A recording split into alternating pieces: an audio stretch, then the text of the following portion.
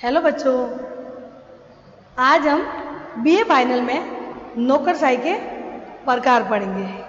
कल हमने नौकरशाही की विशेषता या लक्षण पढ़ा था, तो शुरुआत हम करते हैं नौकरशाही के प्रकार में।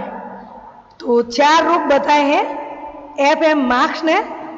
इनके अनुसार मार्क्स ने मान्यता की है कि इन 4 रूपों में एक भी ऐसे देश की पूरी तरह उपलब्ध नहीं होता है। यह हम मार्क्स का वर्णित नौकरशाही के रूपों को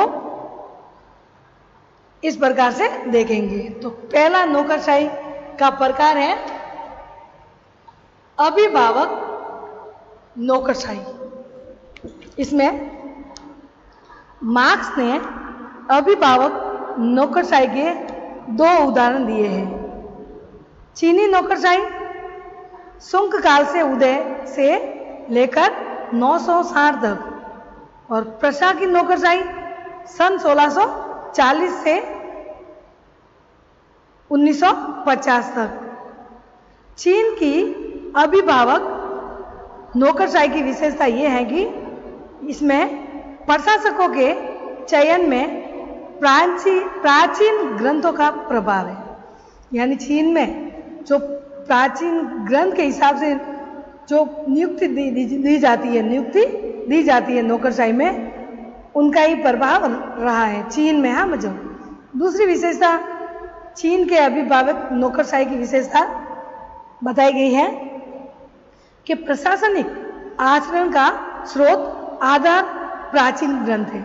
यानी प्रशासन में जो आचरण या साधन लिए जाते हैं वो सब प्राचीन ही है। जो इतिहास पहले ये यूज करते थे वो यूज कर रहे हैं। तीसरा चीन की विशेषता में नौकरशाही, ये अभिभावक नौकरशाही में परंपरावादी एवं रूढ़िवादी प्रकृति, यानी परंपरा से जो बातें आ रही है वो ही बातें ली जाती हैं अभिभावक नौकरशाही में। और चौथा है जनहित की समस्या से उदासीन प्रशा की नौकरशाही से विशेषता। यानी जनहित की समस्या में उदासीन, जो जनता की समस्या है उनको समस्या को वो सॉल्व नहीं करते, यानी हल नहीं करते, वो उदासीन रहते हैं उनके प्रति। कहाँ पे? चीन में। और इसी में ये जनहित की समस्या। अब है प्रशा की नौकरशाही। पहले तो हमने चीन की नौकरशाही देखा, अब है प्रशा की नौकरशाही की विशेषता। प्रशा में राज्य के हित में समर्पित, यानी चीन में तो क्या होता था, पुराने जमाने जो प्राचीन से आ रही परंपरा उन्हीं को ले ली जाती थी, लेकिन प्रशा में ऐसा नहीं है। राज्य के हित में समर्पित, यानी नौकरशाही राज्य के हित में, जो देश के हित के लिए कार्य करती है। प्रशा में दूसरी विशेषता है एकीकृत एवं संतुलित प्रशासनिक व्यवस्था। यानी एकीकृत संतुलित प्रशासन, यानी पूरा विभाग एक है और एक दूसरे पर संतुलन और नियंत्रण दोनों बातें प्रशा में हैं। तीसरी बताई है शिक्षित एवं योग्य प्रशासन। यानी प्रशा में शिक्षित और योग्य व्यक्ति को ही लिया जाता है नौकरशाही में। हमारे यहाँ भी ऐसे ही है बच्चों। चौथा है सजग राजतंत्र के मूल्यों के अनुरूप। यानी पहले वहाँ राजतंत्र था, उनके मूल्यों के अनुरूप ही चल रही है बातें। राजतंत्र में कैसे नियुक्ति की जाती है नौकरशाही में, हमारे यहाँ तो एग्जाम द्वारा, और वहाँ पे सब अलग अलग अपने वंशानुगत के अनुसार वैसे अलग अलग बातें हम देखेंगे। 5वीं है जन भावावेशों के प्रति उत्तरदायी। यानी जो जनता की भावना के प्रति उत्तरदायी रहती है, कौन? नौकरशाही। ये प्रशा में। और चीन में सारे वंशानुगत और प्राचीन में जो चली आ रही वो लोगों के हित के कार्य नहीं करती, वो उदासीन रहती है। लेकिन प्रशा की बात करें तो ये जन भावनाओं के प्रति उत्तरदायी होती है। इन प्रकार की नौकरशाही की परिभाषा करते हुए मार्क्स ने कहा है कि ये विद्वान अधिकारीकरण या अधिकारी गण होते हैं जो शास्त्रोक्त आचरण में दीक्षित होते हैं। ऐसी लोक सेवा अपने आप को लोकहित का अभिरक्षक मानती थी, किंतु ये लोकमत से स्वतंत्र थी तथा उसके प्रति उत्तरदायित्व भी होती थी। एक और तो ये न्यायपूर्ण, सक्षम, कार्यकुशल तथा लाल हितकारी या लोक हितकारी होती थी, किंतु दूसरी ओर अनुत्तरदायी तथा अधिकार युक्त होती थी। यानी जो प्रशा वगैरह उनकी बात करें या चीन की बात करें तो विद्वान अधिकारीगण होते हैं, यानी कार्य तो करते हैं अधिकारी गण। कुछ अधिकारी भी होते हैं उनके अंडर में कार्य, अधीनस्थ भी होते हैं उनके अंदर में कार्य भी करते हैं अंडर में, लेकिन ये इनका आचरण दीक्षित होते हैं। ऐसी सेवा आपको लोकहित का अभिरक्षक मानती है, यानी लोगों के हित के लिए ये रक्षा करेगी, ये मानते हैं लोग, किंतु लोकमत से स्वतंत्र थी, यानी लोगों से स्वतंत्र थी। क्यों थी? क्योंकि नौकरशाही लोगों द्वारा चुनी गई नहीं है, उनके मेहनत और उनकी योग्यता के अनुसार चुनी जाती है। इसलिए बच्चों कि ये स्वतंत्र, लोगों से स्वतंत्र है। सरकार तो उनके उत्तरदायी है कि सरकार को चुना है तो जनता के हित के लिए उन कार्य करना उनका फर्ज है, लेकिन नौकरशाही वो अपने आप को स्वतंत्र मानती है। और एक बात और भी कहा गया है कि ये न्यायपूर्ण, सक्षम, कार्यकुशल और लोक हितकारी होती है। यानी ये न्यायपूर्ण, नियमों का हमेशा ध्यान रखती है। कल हमने पढ़ा था, क्योंकि ये कानून के अंडर ही कार्य करती है, तो हर कानून का, नियम का पालन करना होता है। और कार्यकुशल, क्योंकि उनको ट्रेनिंग वगैरह दी जाती है, ये ट्रेनिंग वगैरह लेके आते तो वो अपने कार्य में कुशल होते हैं और लोगों के हित के कार्य करते हैं। लेकिन दूसरी ओर ये अनुत्तरदायी और अधिकार युक्त है, क्योंकि उनको अधिकार सिर्फ सरकार का कार्य करना है और उत्तरदायी जरूरी नहीं कि ये जो जनता कहे वो उनको करना ही है, क्योंकि ये अपने बुद्धि और पढ़ाई द्वारा आते हैं। दूसरा पॉइंट है बच्चों नौकरशाही के प्रकार में जातीय नौकरशाही। इसमें बच्चों पढ़ेंगे जातीय नौकरशाही का आधार एक वर्ग विशेष होता है। इस प्रकार की नौकरशाही अल्पतंत्रीय राजनीतिक व्यवस्था वाले देशों में व्यापक रूप से प्रचलित है। ऐसी व्यवस्था में केवल वे ही व्यक्ति सरकारी अधिकारी हो सकते हैं जो उच्चतर वर्गों या जातियों के होते हैं। यानी एक जातीय नौकरशाही ये भी एक प्रकार है जो अल्पतंत्रीय राजनीतिक व्यवस्था में होते हैं। यानी इसमें एक विशेष वर्ग, एक जाति को लेकर उनको नियुक्ति दी जाती है। कई देशों में, अलग अलग देशों में, हर जगह नहीं है बच्चों, व्यापक रूप से प्रचलित है। ऐसी व्यवस्था में केवल वे ही व्यक्ति सरकारी अधिकारी हो सकते हैं जो उच्चतर वर्गों या जातियों के होते हैं, यानी उच्च वर्ग के होते हैं, उन्हीं को नौकरशाही में नियुक्ति दी जाती है। उदाहरण के लिए प्राचीन भारत के केवल ब्राह्मण और क्षत्रिय ही उच्चाधिकार हो सकते थे। यानी ब्राह्मण सारे पूजा पाठ के कार्य करते, क्षत्रिय क्या करते, युद्ध और उसमें देश की सेवा करते हैं। भारतीय नरेश अपनी सेवा में समाज के उच्च वर्ग के सदस्य को ही भर्ती करते थे। यानी जो दलित है उनको नौकरी में भर्ती नहीं करते थे। तो भारत में भी ये उस समय था चलन जब राजा महाराजा के या राजतंत्र चल रहा था। अब वर्तमान में जहाँ लोकतंत्र है वहाँ ऐसी परंपरा नहीं है। इसे विलोबी ने कुलीन तंत्र कहा है।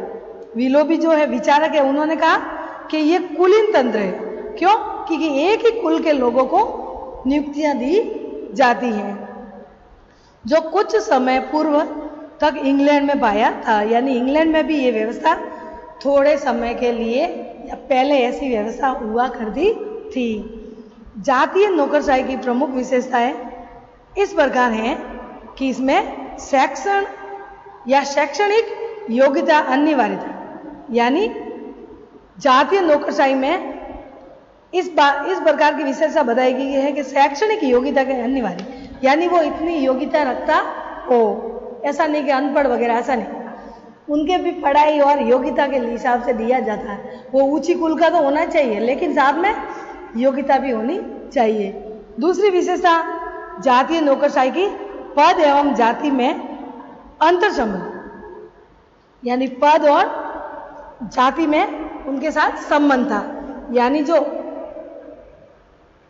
फौजी वगैरह ये थे, क्षत्रिय थे, तो वो फौजी वगैरह, वो राजपूत वगैरह, वही लोग क्षत्रिय थे, वो ही उनमें जा सकते थे। तो पद एवं जाति में अंतर संबंध था, यानी उसमें संबंध था पद और जाति में।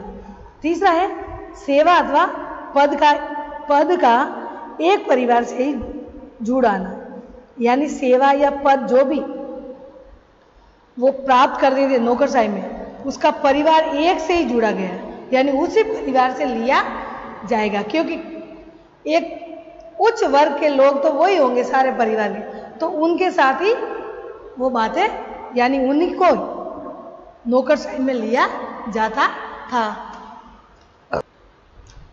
आगे है दोषपूर्ण समाज व्यवस्था का प्रतीक, यानी ये व्यवस्था जो भी जातीय नौकरशाही की उस समय थी, तो वो दोषपूर्ण समाज व्यवस्था की थी, क्योंकि इसमें सबको भेदभाव बराबर नहीं रखा गया, समानता का अवसर नहीं दिया गया, इसमें भेदभाव किया गया, इसलिए ये दोषपूर्ण समझदार या समाज की व्यवस्था का प्रतीक माना जाता था।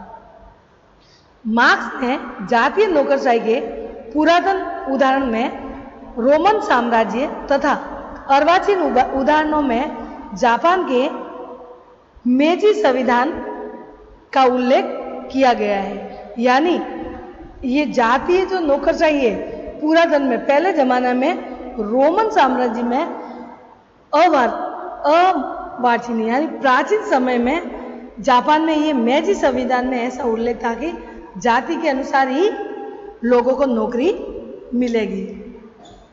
तीसरा पॉइंट है संरक्षक नौकरशाही।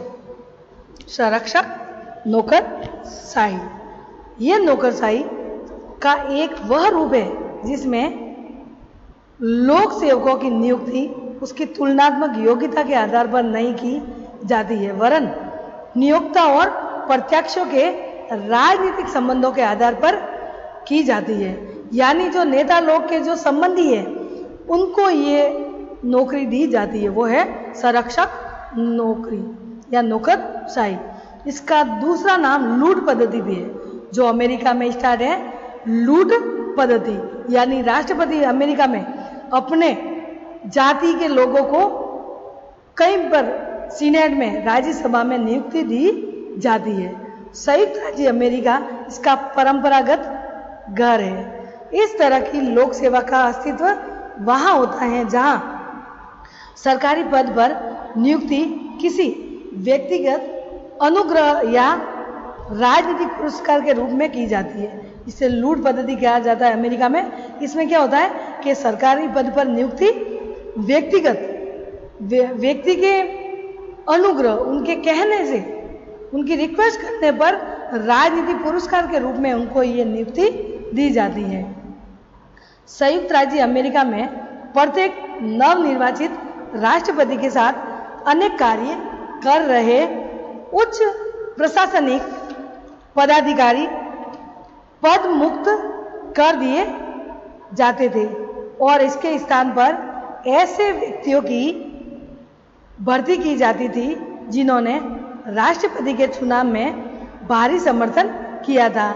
यानी अमेरिका में ये प्रशासनिक पदाधिकारी पद मुक्त कर दिए जाते थे और उस स्थान पर जो लगे हुए उनको तो पद मुक्त कर दिया जाता था, और उसके स्थान पर जो राष्ट्रपति के चुनाव में भाग लिया और समर्थन दिया राष्ट्रपति के, इसको जिताना है और उनको विजय बनाया, उनको ये नियुक्ति दी जाती है जो उसके दल का प्रमुख व्यक्ति हो अथवा अन्य किसी भी कारण से वह राष्ट्रपति को पसंद हो। यानी किसी भी तरीके से राष्ट्रपति उसको नियुक्त कर दिया जाता है, राष्ट्रपति उसको नौकरशाही में नियुक्ति देता है। ये लूट प्रणाली वॉशिंगटन, जेफरसन तथा एडम्स के समय लघु रूप में आरंभ हुई थी। सन 1829 में जब जैक्सन राष्ट्रपति पद पर सत्तारूढ़ हुए तो इस लघु धारा ने वेगवती नदी का रूप धारण कर लिया एवं तीव्र गति से प्रवाहित होने लगी। संरक्षण नौकरशाही की कतिपय विशेषता यह है कि इसमें कर्मचारियों की भर्ती के समय उसकी शैक्षणिक अथवा व्यावसायिक योग्यता के विशेष महत्व नहीं दिया जाता। यानी इस संरक्षण नौकरशाही में योग्यता, शैक्षणिक योग्यता और उन पर विशेष महत्व नहीं दिया जाता। सिर्फ राष्ट्रपति को समर्थन दिया उसी को नियुक्ति दी जाती है। दूसरी इसी में है लोक सेवाओं से सत्ताधारी दल के कार्यक्रमों एवं नीतियों के साथ परिबद्धता की अपेक्षा की जाती है। यानी लोक सेवा के सत्ताधारी जो दल है उनके कार्यक्रमों एवं नीतियों के साथ इसमें प्रतिबद्धता की जाती है कि जो दल सत्ताधारी है वो जो नीतियां बनाएंगे उसमें नीतियों में ये भी शामिल है कि राष्ट्रपति का समर्थन किया उसको संरक्षण नौकरशाही में नियुक्ति दी जाएगी, तो ये प्रतिबद्धता हो जाती है। तीसरा है लोक सेवकों का कार्यकाल सुरक्षित नहीं होता। वे अपने पद पर तभी तक कार्य कर सकते हैं जब तक कि उन्हें सत्ताधारी दल का संरक्षण है। कहने का मतलब संरक्षण दल ये कि जो दल जब तक वो दल सत्ता में है तब तक उनको ये नौकरशाही पद पर बने रहना। अगर संरक्षण प्राप्त नहीं है सत्ताधारी का तो फिर बाद में उनको नियुक्ति नहीं दी जा सकती। तो सेवकों का, इस लोक सेवकों का कार्यकाल सुनिश्चित नहीं है, कभी भी उनको लिया भी जा सकता है, कभी भी हटा भी जा सकता है। लास्ट इसी में है लोक सेवकों का मुख्य कार्य राजनीतिक नेतृत्व को प्रसन्न रखना होता है। यानी लोक सेवकों का जो लोगों की सेवा के मुख्य कार्य है राजनीतिक नेतृत्व को प्रसन्न रखना। यानी उनको ये नौकरी दे तो आगे और भी राष्ट्रपति का समर्थन करेंगे। और प्रशासनिक राजनीतिक दृष्टि से तटस्थ नहीं रह पाता और प्रशासन इस हिसाब से राजनीति से वो तटस्थ नहीं रहेगा, वो मिलकर रहेगा, क्योंकि नियुक्ति राष्ट्रपति द्वारा उनको संरक्षण नौकरशाही दी जाती है। लास्ट नौकरशाही के प्रकार में योग्यता नौकरशाही। योग्यता पर आधारित नौकरशाही का आधार सरकारी अधिकारी के गुण होते हैं। योग्यता की जांच के लिए निष्पक्ष तथा वस्तुगत परीक्षाएं आयोजित की जाती है। इसका लक्ष्य लोक सेवा की कुशलता है। इसका लक्ष्य प्रतिभा के लिए खुला पेशा होता है। इस व्यवस्था में लोक सेवक किसी भी अनुग्रह भार में दबा हुआ नहीं होता। यानी अपनी योग्यता के ये है योग्यता नौकरशाही, यानी अपने बलबूते पर वो नौकरशाही की नियुक्ति लेता है। वो एग्जाम द्वारा अपनी योग्यता के अनुसार वो लेता है। उसमें वो किसी के क्या कहते राजनीति से दबा हुआ नहीं होता और सदैव सामान्य हित की अभिवृद्धि में रुचि ले सकता है। तभी सभ्य देशों में नौकरशाही की यही पद्धति प्रचलित है। आधुनिक लोकतंत्र में लोक कर्मचारी वास्तव में लोगों की सेवा में नियुक्त एक अधिकारी होता है और उसकी भर्ती निश्चित योग्यता के आधार पर निश्चित उद्देश्य हेतु की जाती है। योग्यता नौकरशाही की विशेषता इस प्रकार है। यानी इसमें पहला है योग्यता के आधार पर नियुक्तियां तथा नियुक्ति की जांच के लिए लिखित परीक्षा है। यानी योग्यता होगी, जो जिसकी योग्यता है उस अकॉर्डिंग परीक्षा होगी और ये लिखित परीक्षा होगी और उस परीक्षा में सफल होगा उसी को नौकरी मिलेगी। दूसरी विशेषता योग्यता नौकरशाही की कार्यकाल की सुरक्षा। यानी ये रिटायरमेंट तक उनके कार्यकाल की सुरक्षा है। जब तक ये 60 साल जो भी आयु रखी है सरकार ने या आयु उसमें है हर किसी देश में, उस हिसाब से उनको रिटायरमेंट दिया जाता है। तो कार्यकाल सुरक्षित है, वो उनको राजनीति की तरह हटाया नहीं जा सकता। वो अपने पद पर जब तक रिटायरमेंट नहीं होता तब तक वो कार्य करता रहेगा। नियम अनुसार निर्धारित वेतन, जो नियम बना है उसके अनुसार उनको निर्धारित वेतन दिया जाता है। नौकरशाही कौन सी? योग्यता नौकरशाही में नियम के अनुसार हर साल में वेतन भत्ते दिए जाते हैं, महंगाई भत्ता वगैरह बढ़ाया जाता है। तो जैसे जैसे समय के अनुसार, महंगाई के अनुसार उनकी वेतन भी बढ़ते जाते हैं। चौथा है निष्पक्ष एवं निर्भयतापूर्ण कार्य संचालन।